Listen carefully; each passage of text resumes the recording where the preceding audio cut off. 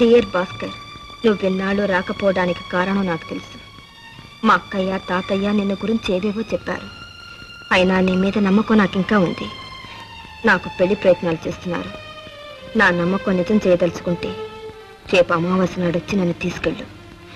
పెద్దవాళ్ళు కాదన్నప్పుడు దేవుడే మనకు పెళ్లి పెద్ద. నేను సిద్ధంగా ఉంటాను. అరుణ.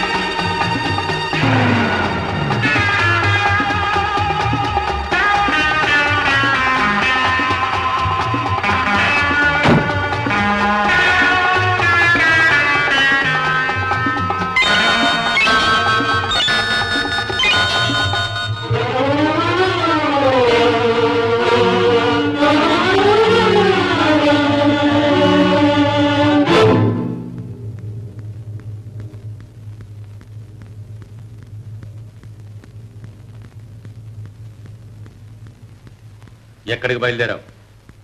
కాళ్ళు వెరకొట్టి మూల పడేస్తాను. వాడి శవం కల్లారా చూస్తాను. ఓసే అంటే తాతయ్య కదా అనుకున్నాను. జాగ్రత్త, నువ్వేదో మనసు మార్చుకుని వాడిని మర్చిపోయావు అనుకున్నాను. ఇదే నువ్వు ఆడుతున్న నాటకం. లోపలికి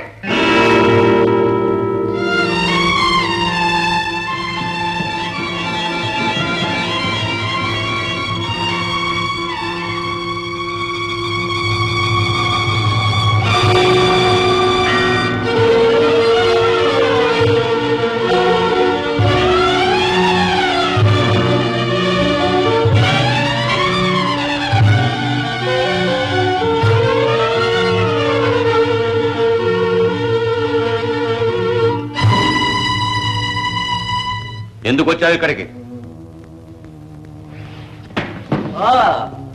మీరా? ఎందుకు వచ్చావని అడుగుతున్నాను. మేము మనవరాలను అడగండి. నిన్ను ఈ ఛాయకు రావద్దంలే. అరుణ రమ్మన్నది. వస్తే నీ ప్రాణాలు తీస్తానన్నాను. రాకపోతే ప్రాణాలు వదిలేస్తానంది మీ అరుణ. వెళ్ళు, తక్షణం వెళ్ళి ఇక్కడి నుంచి. వెళ్ళను. వెళితే మీ అరుణతోనే వెళ్తాను. చంపేస్తా.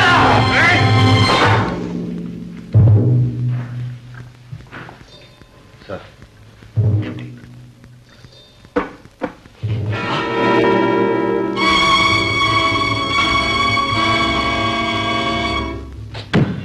ఈ పని భాస్కర్ తప్ప ఇంకెవరూ చేయడానికి వీల్లేదు. అయితే భాస్కర్ మన నెత్తినే చేయి పెట్టాడనమాట. మనల్ని తప్పించుకుని ఎక్కడికి వెళ్తాడు? వెళ్తే శవంగా వెళ్లాల్సిందే. ఒకసారి భాస్కర్ ఇంటికి వెళ్ళి చూస్తే? అవును, వెంటనే గోపిని పిలువు, బయలుదేరదాం.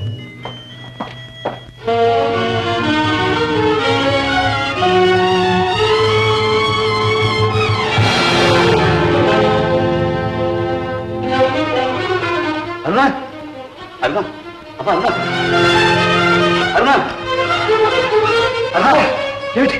ఏమైంది? అరుణా, అరుణా.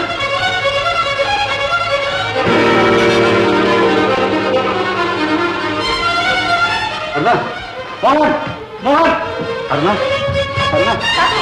ఏమిటి? ఏం జరిగింది? అరుణకి ఏమైంది?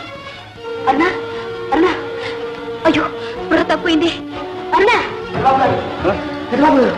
ఘోరం జరిగిపోయింది. ఏం జరిగింది? అదే నేను సినిమా నుంచి చూస్తుంటే మోహన్ బాబా తోట ఇంట్లో బయట నిలబడున్నారు. లోపలికి వెళ్ళి చూసేసరికి ఒక ఆయన చచ్చిపడున్నారు. మోహన్ బాబు చొక్కా అంత రక్తమైంది.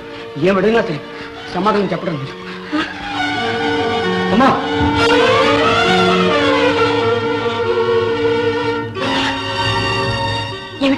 ఏమిటా మోహన్?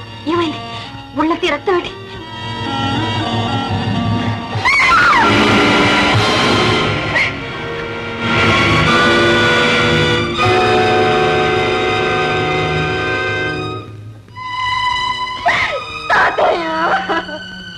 ఊరుకోమ్మా, ఈ విషయం బయటికి పొక్కిందంటే ఈ నేరం మన మీద పడుతుంది. అవునమ్మా, బయట తమ్ముడు ఉన్నాడు, వాడిని తీసుకుని ఇంట్లోకి వెళ్ళు. వెళ్ళమ్మా, వెళ్ళమ్మా. బాబు గారు అట్లే పట్టండి. ఊరుకోమ్మా, ఈ విషయం బయటికి పొక్కిందంటే ఈ నేరం మన మీద పడుతుంది. అవునమ్మా, బయట తమ్ముడు ఉన్నాడు, వాడిని తీసుకుని ఇంట్లోకి వెళ్ళు. వెళ్ళమ్మా, వెళ్ళమ్మా. బాబు గారు అట్లే పట్టండి. ఇది ఆమె రాసిన ఆఖరి ఉత్తరం.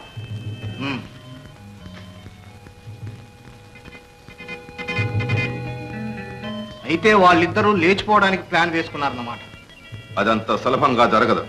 ఇంతకు భాస్కర్ కి ఆ అమ్మాయికి పరిచయం ఎలా ఏర్పడింది? ఆ ఊరు ఎందుకు వెళ్లాల్సి వచ్చింది? వీళ్ళిద్దరూ ఎక్కడ కలుసుకున్నారు? నో నో నో, అవన్నీ మనకెందుకు గోపి. వాళ్ళు ఎలా పోతే మనకే. మనకు కావాల్సిందల్లా మన సొమ్ము. భాస్కర్ వల్ల మన గుట్టు బయటపడకుండా ఉండడు. భాస్కర్ ని సొమ్ముని తీసుకొచ్చి అప్పగించే బాధ్యత నాది. ఆ సంగతి నాకు వదిలేయండి, నేను చూసుకుంటాను. ఓకే.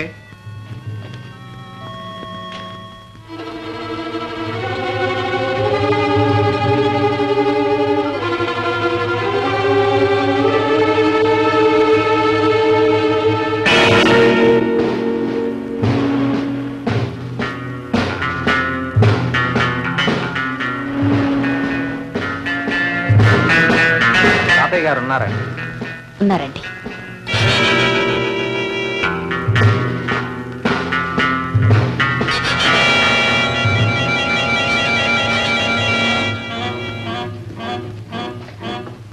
Morning sir. మార్నింగ్. ఎక్కడికి వెళ్ళావమ్మా? ఓహో, మామిడి పిందుల కోసం తోటలోకి వెళ్ళావా? వెధవ పిందులు మన యాదయ్య గారితో చెప్తే బజార్ నుంచి తెచ్చేవాడు కదమ్మా. సరే సరే, లోపల పెట్టు. పదండి, కూర్చుందాం. ఏం లేదండి, మన ఊళ్ళో బ్రహ్మాండమైన హత్య జరిగింది. మన ఊళ్ళో కూడా హత్య చేసేపాటి మగాడున్నాడని ఎప్పటికి తేలింది. శవం నదిలో పడవలో దొరికిందట. హంతకుడి కోసం పోలీసులు శవాన్ని దర్యాప్తు చేస్తున్నారు సార్. శవాన్ని దర్యాప్తు చేయడం ఏంటండి? లేకపోతే మిమ్మల్ని చేస్తారటండి. దర్యాప్తుని హత్య చేస్తున్నారు సార్. హత్యను దర్యాప్తు చేస్తున్నారు సార్. దానికింత దర్యాప్తు ఏమిటండి? శవాన్ని పరీక్ష చేశాం. ఆ హత్యకు మీ ఇంటి ఎదుటిన్న తోటకు ఏదో సంబంధం ఉందని మాకు కాస్త అనుమానంగా ఉంది. హత్య తోటదాకా పోయింది. తోటదాకా ఏమిటండి, ఆరా తీస్తే ఇంకెంత దూరం పోతుందో. ఒక్క విషయం చెప్పనా, ప్రతి హత్యకు ఏదో ఒక ఆడది మూల కారణంగా ఉంటుంది. వీరబ్రహ్మం ఏమన్నాడంటే అన్ని అనర్థాలకి ఆడదే కారణం అన్నాడు. నువ్వు నోరుమయ్యా. ఏమండి ఇన్స్పెక్టర్ గారు, మీరు ఈ హత్య విషయం మాట్లాడడానికే వచ్చారా? అబ్బాయి కాదండి, రేపు ఆదివారం ఆ పోలీస్ స్టేషన్ వార్షికోత్సవం జరుపుకుంటున్నాం. ఆ సభకు మీరు అధ్యక్షత వహించాలి. మీరు తప్పకుండా ఒప్పుకోవాలి సార్. సరే, అలా కానివ్వండి. వస్తాను. 4 లక్షల రూపాయలతో అమ్మాయితో హాయిగా బ్రతకొచ్చను.